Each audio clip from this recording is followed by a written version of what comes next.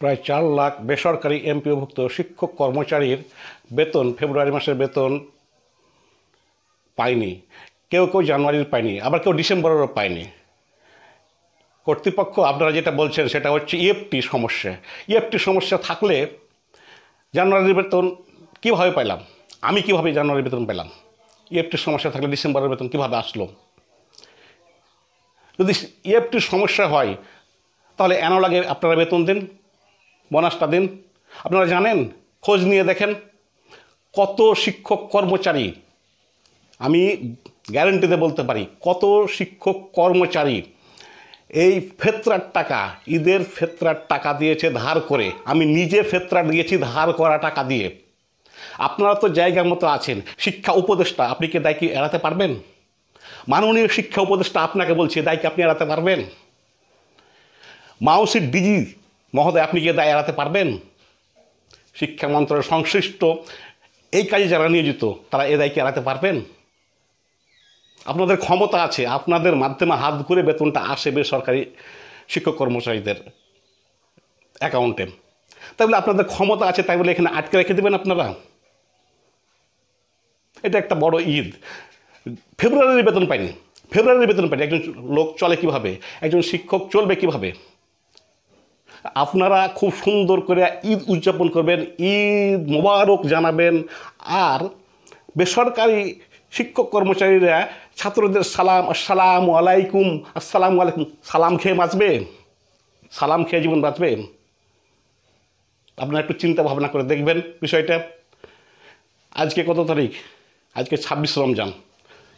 এখন পর্যন্ত বিল বেতন হলো না। আগামীকাল শুক্রবার, তারপরে শনিবার, এরপরে তো ছুটি সব। কিন্তু আপনাদের নজরে একবারও আসলো না যে বেসরকারি শিক্ষক কর্মচারীরা কত পার্সেন্ট বেতন পায়? বেতনের কত পার্সেন্ট ঈদ বোনাস পায়? 25%। সিকি বোনাস 4 আনা, 100 টাকা 4 ভাগ। 100 টাকা যার বেতন, 25 টাকা তার বোনাস।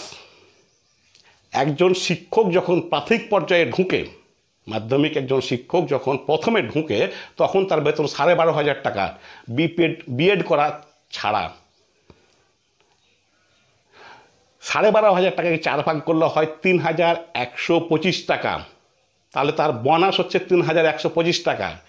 যাদের নতুন চাকরি হয়েছে তাদের বাবা মা, ভাই বোন, আত্মীয় স্বজন অনেকে অনেক আশায় থাকে যে আমার সন্তানের, আমার ভাইয়ের কিংবা আমার আত্মীয়ের চাকরি হয়েছে, হয়তো এবার ঈদে কিছু পাবো। কিন্তু সে আশায় ঘুরে পালি।